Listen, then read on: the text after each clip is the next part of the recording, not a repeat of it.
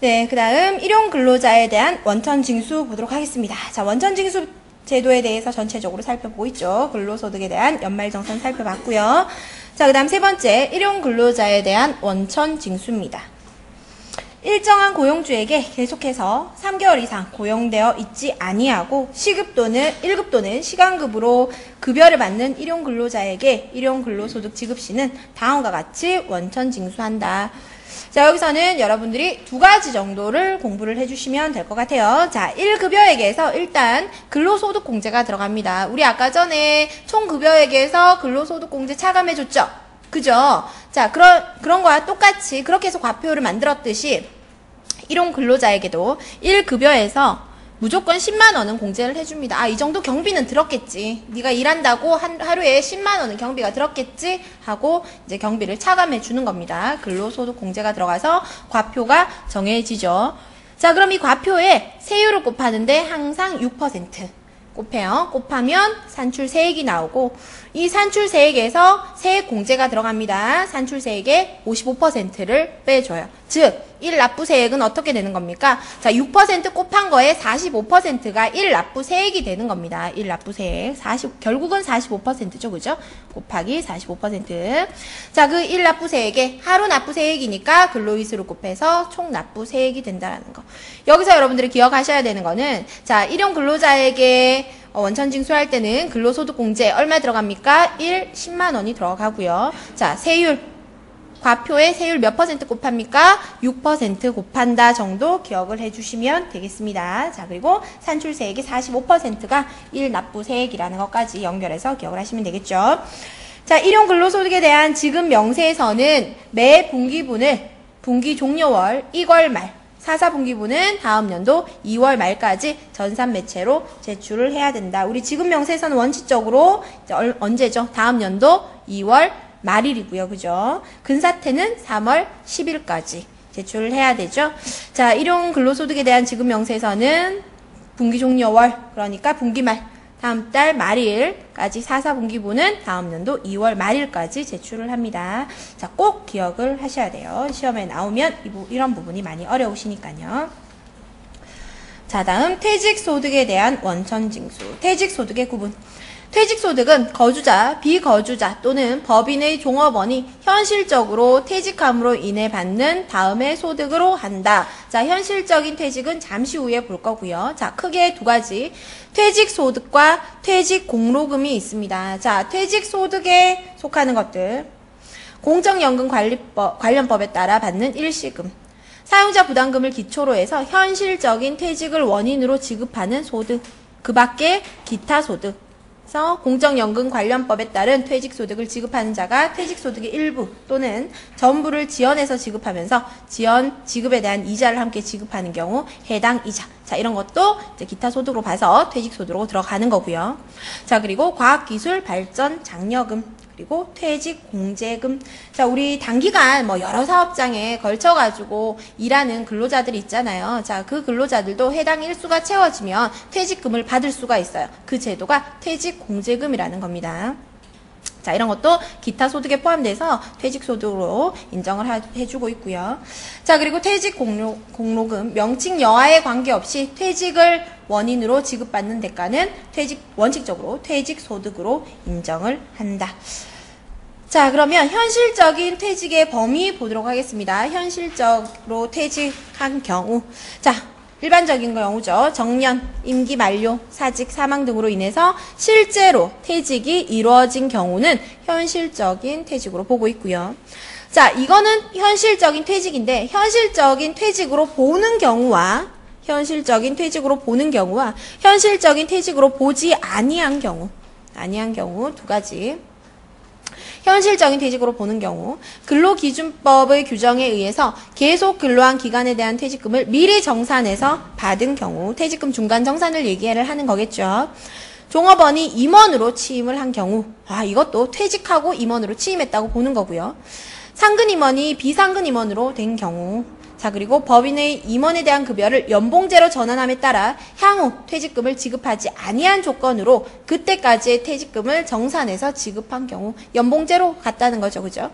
자, 근로자가 사교 또는 근로계약에 의해서 정년퇴직을 한 후에 정년퇴직을 했습니다. 그리고 다음날 당해 사용자의 별정직 사원으로 채용된 경우, 자, 촉탁된 경우에는, 자, 이럴 경우 역시 현실적으로 보는 거죠. 퇴직으로. 자, 그 다음에 현실적인 퇴직으로 보지 않은 경우, 임원이 연임한 경우, 자, 그리고 회사의 제도, 기타 사정 등을 이유로 퇴직금을 1년 기준으로 매년 지급하는 경우, 자, 중간 정산의 경우는 제외다 라고 나오죠. 키포인트겠죠. 중간 정산의 경우는 제외다. 2개 이상의 사업장이 있는 사용자의 근로자가 한 사업장에서 다른 사업장으로 진출하는 경우, 자, 이것도 현실적인 퇴직으로 보지 않겠다. 두 개 이상의 사업장이 있는 사용자의 근로자가, 여기에서 다른 곳으로 A에서 B로 옮기거나 B에서 A로 옮기거나, 자, 이런 경우에는 퇴직으로 보지 않겠다라는 거고요. 자, 그러면, 지금 몇 가지 빠진 게 있는 것 같은데요. 그죠? 현실적인 퇴직으로 보는 경우가 몇 가지 빠져 있는 것 같은데, 자, 저랑 같이 책만 보겠습니다. 바사아가 없네요. 마지막. 법인의 조직 변경이 이루어진 경우. 이 법인의 조직 변경이라는 게 회사가 동일성은 유지를 하면서 다른 종류의 회사로 바뀐 게 이렇게 조직 변경이라고 해요. 뭐 인적 회사, 물적 회사, 뭐 상호 간에 가능한 것들이 있거든요. 뭐 일단 법인의 조직 변경이 이루어진 경우, 법인의 분할 또는 합병이 이루어진 경우, 사업의 양수가 이루어진 경우, 자, 이 경우에는 현실적으로 퇴직으로 본다. 현실적인 퇴직으로 보지 않는 경우, 뭐 연임한다. 뭐 여러 회사의 사정이나 여러 가지 사정으로 1년을 기준으로 지급하는데 중간 정산은 제외다. 자, 2개 이상, 어떤 사용인이 2개 이상의 사업장을 가지고 있어요. 그럼 여기에서 저쪽으로 옮기거나 옮겨갔을 때는 현실적인 퇴직으로 보지 않는 거고요. 자, 퇴직소득의 귀속시기. 퇴직소득의 귀속시기는 현실적으로 퇴직한 날이다. 대원칙이겠죠?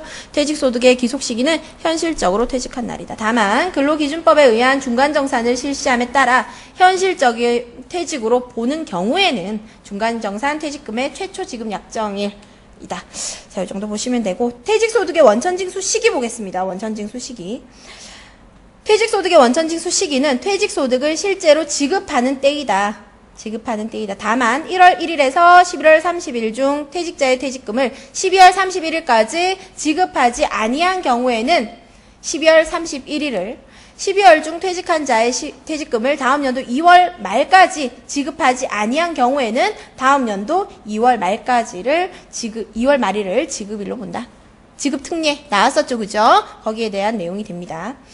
자, 근속연수의 계산. 법정퇴직금 최초 입사일부터 퇴사일까지 계산한다. 그런데 중간정산을 실시한 경우에는 중간정산일 다음 날부터 퇴사일까지 계산을 하는데, 자, 우리 이 기획이나 경제 부분에서는 시험 계산하는 문제가 뭐 제가 구매나 저 지도 부분엔 잘 모르겠는데 판매나 기획에서는 크게 많이 나오지는 않아요.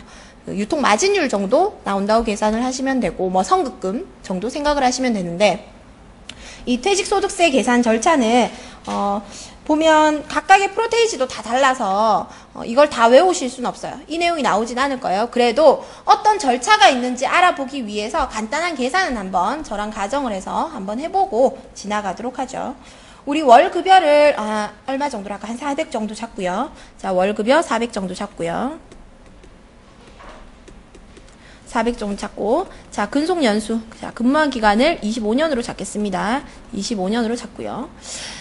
자, 그리고 비과세 소득은 제외를 시킬 거 없다라고 이제 가정을 하고 시작을 하겠습니다. 자, 퇴직소득, 퇴직급여금. 퇴직소득에 해당하는 모든 금액. 그런데 비과세 소득은 제외한다. 과세 대상이 아니니까 당연히 제외를 해야 되는 거고요. 여러분도 한번 적어가지고 계산을 해보시면 다음에 할 때는 좀 쉬우실 테니까요. 자, 그러면 퇴직금은 일단 얼마겠습니까? 퇴직금은 금 1억 정도로 가정하면 되겠네요. 계속 그냥 유지했다라고 생각하고, 그죠? 자, 1억 정도로 생각을 하고, 자, 퇴직소득 공제가 들어갑니다. 퇴직급여 공제. 퇴직급여금의 40%는 떼준다. 즉 4천만 원은 일단 공제를 해준다. 거기에 자, 이 퇴직소득 공제를 할 때는 추가적으로 더 있습니다. 근속연수에 비례해서 좀 더 빼줘요. 우리 25년 근속했으니까 자, 요걸로 보시면 되겠죠, 그죠? 1200에다가 120 곱하기 5년이 되겠죠, 그죠? 자, 그럼 얼마인가요? 1800 되나요? 자, 즉 퇴직급여 공제 그리고 근속연수 공제 들어가서 5,800만 원을 공제를 해줍니다. 그럼 과표가 얼마 나오나요? 1억에서 5,800만 원 빼면 4,200만 원이 나오죠. 4,200만 원. 아, 과표는 일단 4,200만 원인데, 자, 여기다가 나누기 근속연수. 여기서부터 이제 계산이 우리가 어렵겠죠, 그죠? 계산기를 가지고 있는 것도 아니고 4,200만 원 나누기 25 여러분 하실 수 있겠습니까? 그죠? 네, 일단 4,200만 원에 나누기 25를 하고요. 자, 그리고 나서 그러면 연평균 과세 표준이 나옵니다. 여기에서 다시 곱하기 5를 하고, 자, 퇴직 소득세율 금액에 나온 이 금액에 따른 퍼센트를 계산을 하는데 여기에서는 6%가 적용이 돼요. 여기서 6%가 되고, 그러면 마지막에 나누기 5 하고 근속 연수가 들어가는 겁니다. 그래서 여러분들이 기억하셔야 되는 거는 이런 것들이 있다 하는데 아래쪽은 크게 기억을 하실 필요가 없고, 퇴직 소득 공제가 들어갈 때는 두 가지가 들어간다라는 거. 자, 아까 전에 퇴직급여금의 40% 퇴직급여 공제가 들어갔죠? 자, 그리고 근속연수에 비례해서 뭐가 들어갔습니까? 근속연수 공제가 들어간다라는 거. 요 두 가지는 여러분들이 꼭 기억을 해주셨으면 좋겠습니다. 자, 다시 한번 퇴직소득세 계산을 할 때는 퇴직소득 공제가 들어간다. 그런데 퇴직급여 공제 몇 퍼센트라고요? 40%가 들어가고요. 그리고 근속연수 공제. 자, 근속연수 일한 연도에 비례해서 더 빼주는 거겠죠. 자, 이 정도 들어간다라는 거 생각을 해주시면 되겠습니다. 자, 그러면 뒤로 넘겨서 배당소득에 대한 원천징수. 저희 방금 전까지 퇴직소득에 대한 원천징수 봤고요. 또 뭐 봤죠? 일용 근로자에 대한 원천징수 봤고요. 또 근로소득에 대한 연말정산 봤고요. 맨 처음에 원천징수 봤고요. 그러니까 큰 제목을 여러분들이 생각해서 이제 공부를 하시면 마지막에 가장 획기적인 공부는 목차를 보고 공부하라고 하는 것처럼 제목들을 다 기억을 좀 해주셔야겠죠. 자, 배당소득에 대한 원천징수. 자, 비과세 출자금에 대한 배당소득. 다음 요건을 갖춘 비과세 출자금의 배당소득에 대해서는 소득세 및 주민세를 전액 비과세한다. 농협, 수협, 산림조합, 신협, 새마을금고조합원의 출자금일 것. 자, 이럴 경우에 비과세. 그리고 1인당 출자금의 합계액이 1,000만 원 이하일 것. 1,000만 원 초과 출자금에 대한 배당금 지급 시에는 1,000만 원 초과 출자금의 배당 소득에 대해서만 과세한다. 예를 들어서 1,600이다. 600에 대해서만 과세를 한다는 얘기가 되겠죠. 자, 조합원, 준조합원 포함한 조합원의 이용고 배당액에 대해서는 전액 비과세한다. 자, 이용고 배당의 전액 비과세. 그죠? 자, 그 다음에 탈퇴 조합원에 대해서 지급하는 사업준비금 환급액. 1,000만 원 이하 출자분에 대해서는 비과세한다. 1,000만 원 초과분은 원천징수. 우리 3장에서 나왔었죠. 그런데 이 사업준비금은 언제 환급하지 않죠? 제명 시에는 환급하지 않는다라고 나왔죠. 기출문제에서 그 3장 문제하고 이 보통 우리 제가 농협 기출문제는 많이 분석을 하는 편인데 보통 절은 조금 왔다 갔다 거리더라도 문제가 섞어서 나오더라도 그 장을 왔다 갔다 거리진 않아요. 그런데 딱 한 거의 뭐 몇 년 됐나요? 십몇 년 동안 제가 기출문제를 살펴보니까 딱 두 문제가 그런 문제가 있었습니다. 자, 지금 나오는 문제가 이거예요. 자, 우리 사업준비금에 대해서 요게 3장 문제와 같이 연계돼서 나왔었고요. 판매에서도 그런 문제가 있었어요. 자, 그래 하여튼 탈퇴 조합원에 대해서 지급하는 사업준비금 환급액 1,000만 원 이하 출자분에 대해서는 비과세한다. 그런데 1,000만 원 초과분은 원천징수. 자, 그 다음에 근로자 우선 출자 배당 소득에 대한 비과세. 근로자 우선 출자 배당 소득에 대한 비과세. 자, 요거와 구분하셔야 되는 거는 근로자 외 거주자의 우선 출자 배당 소득에 대해서는 어떻게 되는지 두 가지로 구분을 하셔야 되는데, 자, 윗줄만 보시면 됩니다. 근로자가 보유하고 있는 1,800만 원 이하의 우선 출자 배당 소득에 대해서는 소득세와 농특세를 어떻게 한다고요? 비과세다. 근로자입니다. 근로자에 대해서는 1,800 이하다, 비과세다 얘기가 되죠. 자, 그러면 근로자 외다. 근로자 외에 대해서는 어떻게 합니까? 비과세 되지 않는다라는 얘기죠. 그거 두 가지만 여러분들이 구분하시면 돼요. 자, 그 다음에 법인의 우선 출자 배당 소득에 대해서는 원천징수 의무가 면제된다. 왜 그렇습니까? 우리 법인 원천징수 대상 소득 두 가지 있었죠? 이자 소득 또 뭐 있었죠? 투자 신탁이 요 두 가지 있었죠? 그렇기 때문에 우선 출처 배당 소득에 대해서는 원천 징수 의무 면제된다. 그 두 가지가 대상 소득이 되니까. 자, 원천 징수 세율 및 원천 징수 영수증. 우리 아까 전에 했을 때 이자 배당 소득에 대해서는 몇 %였습니까? 세율이 적용 세율이 15.4%라고 말씀드렸죠. 자, 세율은 소득세 14%, 지방소득세 1.4%에서 총 15.4%. 전체로 여러분들이 외워두시는 게 더 좋으실 거예요. 15.4%.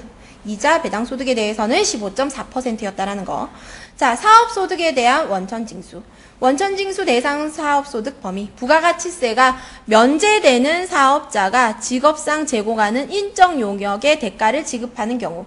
자, 사업소득이라고 하면 저를 생각하세요. 저는 다니면서 강의를 합니다. 그죠? 저기 가서도 강의하고 여기 가서도 강의하고. 강의에 대한 강의료를 받는 사람이에요. 저는. 강의만 합니다, 저는. 그죠?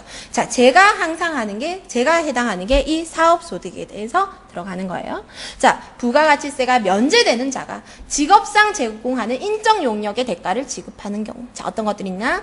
의료, 보건 용역, 그리고 인적 용역. 자, 인적 용역 한번 볼게요. 작곡가, 저술가, 인적 용역. 저술서와 도안과 이와 유사한 용역, 건축, 감독, 학술 용역과 이와 유사한 용역, 보험 가입자의 모집, 저축의 장려 등을 하고 실적에 따라 대가를 받는 용역 등과 같이 개인 또는 개인 사업자가 전문적인 직업상 제공하는 용역. 자, 직업적인 거죠. 그죠? 사업소득은 개인 또는 개인 사업자가 전문적인 직업인 거예요. 일시적인 게 아니라 계속적으로 발생을 하는 겁니다.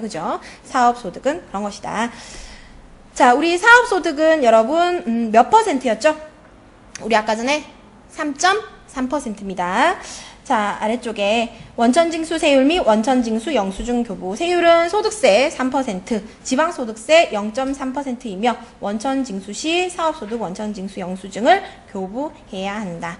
자, 제가 항상 5월달 되면 저도 바빠요. 이 종합소득세 신고해야 되기 때문에 원천징수 매번 당하지만 이 종합소득세 신고해야 되기 때문에 저도 5월 되면 바쁩니다. 얼마 전에 이제 다 끝났어요. 자, 이렇게 해서 사업소득이라고 하면 저를 생각하셔라 라고 말씀을 드렸죠. 자, 다음 기타 소득에 대한 원천징수. 자, 기타 소득 적용세율 몇 %였는지 혹시 기억하십니까? 22%였습니다. 그죠? 22%. 옆에 메모 꼭 해두시고요. 22%. 기타 소득이란 이자, 배당, 사업, 근로, 연금, 그리고 퇴직, 양도 이외 전체 다 2배사, 근영기, 퇴양 여기 중에서 기 빼고, 그죠? 나머지 다 아닌 것들, 그 제외한 소득을 기타 소득이라고 한다. 자, 첫 번째, 상금, 현상금, 포상금, 보조금이죠. 보조금 또는 이에 준하는 금품. 복권, 경품권, 기타 추천권에 의해서 받는 당첨금품. 자, 산업지상권, 산업정보, 산업상 비밀 상표권, 영업권, 기타 이와 유사한 자산이나 권리를 대여하고 그 대가로 받는 금품. 한번 일단 쭉 읽어볼게요. 뒷부분하고 연결돼야 되는 부분이 있어가지고 여러분들이 이 부분 꼭 알고 지나가셔야 돼요. 자, 그리고 물품 또는 장소를 일시적으로 대여하고 사용료로서 받는 금품. 지역권, 지상권을 설정 또는 대여하고 받는 것. 계약의 위약 또는 해약으로 인해서 받는 위약금과 배상금. 계약의 위약, 해약이라고 하면 일시적으로 발생을 하는 거죠. 그죠? 자, 이런 것들. 그리고 문예, 학술, 미술, 음악 또는 사진에 속하는 창작품에 대한 원작자로서 받는 소득으로서 다음 항목의 1에 해당하는 것. 자, 원고료, 저작권, 뭐 이런 것, 창작품에 대해서 받는 대가, 이런 것들이 있는데 관로가 중요한 말입니다. 계속적, 직업적으로 제공하는 용역에 대한 거는 사업소득이다.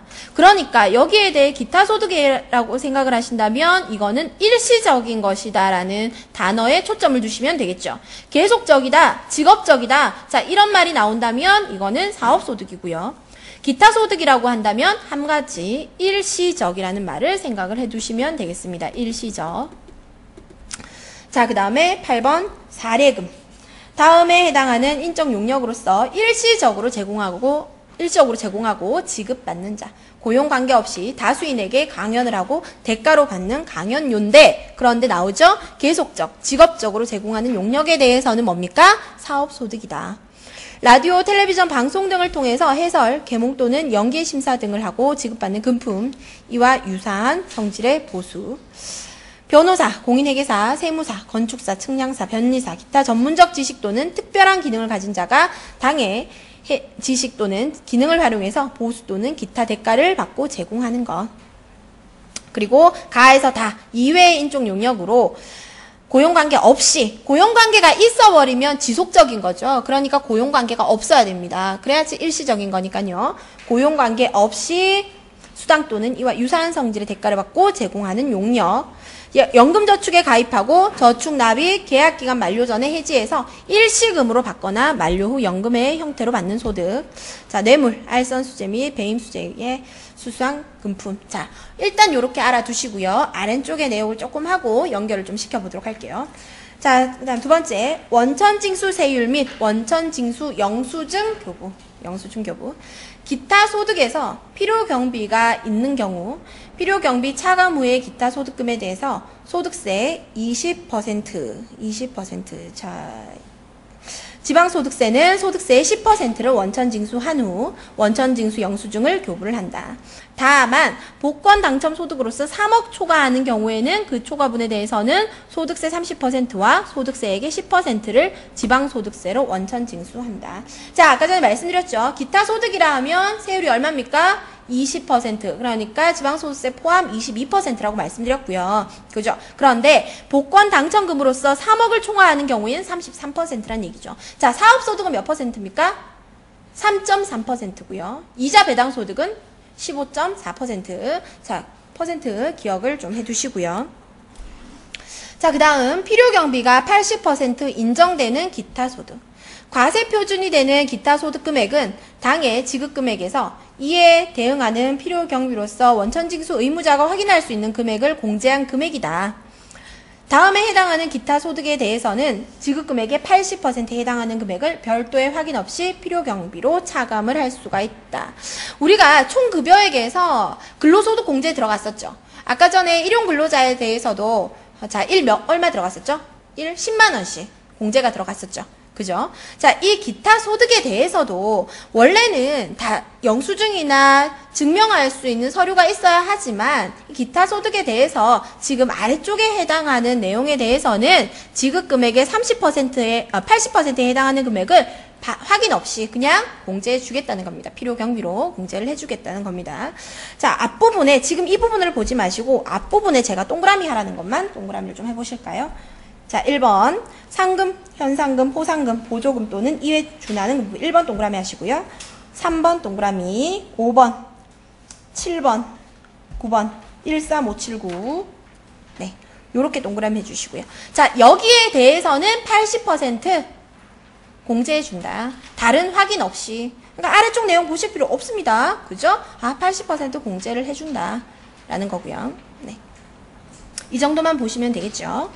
자, 그리고 그렇게 하면 여기에서 여러분들이 묶으셔서 80% 필요경비 공제라고 적어주시면 되겠습니다. 자, 연결된 부분을 정확하게 보시면 될 것 같아요. 자, 그 다음 저랑 보실 거는 이제 기타 소득 범위 보겠습니다. 비과세 기타 소득 범위. 아까 전에 잠시 나왔었죠. 기타 소득 금액. 필요경비 공제 후의 금액이다. 기타 소득 금액은 필요경비 공제 후의 금액이다. 자, 그 금액이 건마다 5만 원 이하일 때는 비과세 기타 소득 범위에 들어갑니다. 자, 그리고 농협이 주무관청의 승인을 얻어 지급하는 상금과 부상, 국가 또는 지방자치단체로부터 수여받는 상금과 부상에 대해서는 비과세 기타 소득 범위에 들어갑니다. 그러니까 과세 대상이 아니라는 거예요. 기타 소득에 들어가지만 과세 대상이 아니라는 거죠. 나중에 비과세 다 빼주잖아요. 그죠? 비과세 범위 다 빼주죠. 넣었다가 어차피 다 빼준다는 그런 얘기가 되는 거고요. 자, 여기까지 하셨으면 여러분들 이제 기출문제 한번 살펴보도록 할게요. 기출문제 펴보시겠어요? 자, 1번. 예납적 원천징수 대상이 아닌 것은 몇 번인가요? 예납적이 아닌 거. 그러니까 완납적을 찾으면 되겠죠? 자, 몇 번이죠? 네, 4번 맞습니다. 네, 그 다음에 2번. 다음 중 법인세 원천징수 면제 및 배제 대상이 아닌 것. 몇 번이죠? 네, 정답입니다. 4번이죠. 자, 3번. 완납적 원천징수 대상이 아닌 것. 자, 예납적을 찾으라는 얘기가 되겠죠. 예납적인 것은 분리과세 대상 소득이 아닌 이라고 들어가면 예납적이다. 분리과세 대상 소득이 아닌 2배 연기. 그리고 사업소득. 근로소득 이런 것들이 있었죠. 자, 4번. 원천징수와 납세 의무 간의 연결이 바른 것은? 자, 사업소득은 뭐죠? 사업소득은 예납. 완납이 아니죠. 자, 예납적 원천징수 사업소득 맞고요. 법인세법에 의한 이자소득 맞습니까? 네, 맞고요. 자, 예납적 원천징수. 자, 직장공제의 초과반환금, 비실명, 배당소득. 자, 이거는 둘 다 완납적이고요. 법인세법에 의한 이자소득. 자, 예납이죠. 그죠? 자, 그래서 정답은 2번이고요. 자, 5번은 정답 몇 번입니까? 5번은 예납적이 아닌 것, 완납적인 것. 네, 1번입니다. 크게 기회 5장 3절에서 이 앞부분은 기출문제에 크게 양은 많은데 많이 나오질 않았어요. 네, 그래서 이 정도로 보시면 되겠고 저랑은 쪽지시험 살펴보도록 하겠습니다. 자, 쪽지시험 1번부터 차량 선박 취득 시는 고유 업무에 직접 사용하는 경우 취득세를 전액 면제한다. 맞습니까? O입니까? X입니까? X죠. 그죠? 자, 부동산에 대해서만 취득세를 면제한다라고 했었고요. 자, 합병하는 경우에는 동산이건 부동산이건 전액 면제였었죠. 농축협이 부동산을 임대하는 경우 임대일로부터 20일 이내에 임대하는 부동산 소재지 관할 세무서에 과세사업자로 등록해야 된다. 맞습니까? 맞습니까? 네, 맞죠. 자, 3번. 합병으로 인해 취득하는 경우는 부동산뿐만 아니라 부동산 이외의 재산에 대해서도 취득세가 면제가 되고요. 4번. 농협이 납입 출자금 합계액이 1,000만원 이하의 비과세 출자금에 의한 출자 배당금 지급 시에는 소득세 및 지방소득세를 전액 비과세한다. 맞나요? 네. 자, 5번. 국내 사업장이 없는 외국 법인에게 국내 원천 소득을 지급하는 경우에는 소득세를 원천 징수하지 않는다. 원천 징수 해야 되죠. 국내 사업장이 없기 때문에 위험이 있을 수가 있잖아요. 그죠? 자, 6번. 내국 법인으로부터 법인세를 원천 징수하는 경우에는 지방소득세를 특별 징수하지 아니한다. 맞나요? 네, 맞죠. 중요한 내용이라고 말씀드렸습니다. 원천 징수해야 할 소득세, 법인세 및 농어촌 특별세가 1,000원 미만인 때에는 소득세, 법인세 및 농어촌 특별세를 원칙적으로 징수하지 않는다. 맞죠? 소액부 징수 규정에 적용을 받는다라고 말씀드렸고요. 자, 8번. 복권 당첨금 소득으로서 3억을 초과하는 경우 그 초과분에 대해서는 30%의 소득세와 소득세의 10%를 지방소득세로 원천 징수한다. 맞습니까? 네, 맞습니다. 자, 9번. 일용 근로소득에 대한 지급 명세에서는 매 분기분을 분기 종료일 1월 말, 4분기분은 다음 연도 2월 말까지 전산 매체로 제출해야 된다. 맞나요? 네, 맞습니다. 자, 부동산을 임대하고 대가를 월세로 받은 경우 부가가치세를 거래 징수하고 영수증을 교부한다. 맞습니까? X. 자, 월세로 받은 경우에는 어떻게 해야 되죠? 세금 계산서. 자, 간주 임대료에 대해서만 어떻게 하죠? 영수증이죠. 그죠? 자, 이렇게 구분을 하시면 되고요.